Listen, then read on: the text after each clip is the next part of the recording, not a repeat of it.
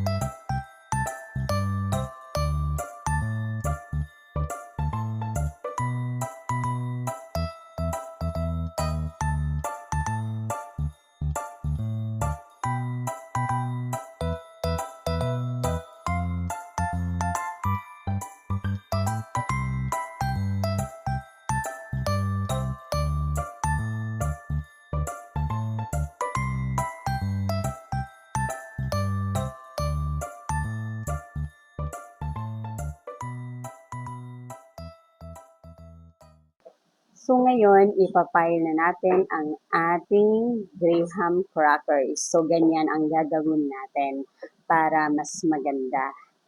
Diba? Nakaano talaga siya, naka-align.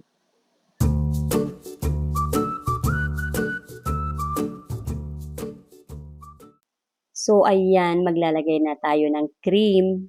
Ayan, ililayer lang natin yung graham crackers. After that, yung mixture ng cream, and then yung mangga. I think nagawa niyo na rin ito. The only thing is that nilalagyan namin ito ng kape.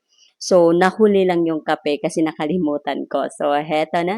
Ang ano natin, ang gagawin natin yung mango float kapag ka merong kape na masarap. Coffee makes everything better. Yan yung ano natin, espresso. So, ito transfer yan siya. Yan, masarap yan ga. Ayan, dinidip namin ang graham crackers sa espresso coffee. And then, saka natin ililayer again for another set. So, crackers, cream, and then mangga. So, ganyan lang po, try nyo po yung may espresso coffee na mango graham cake.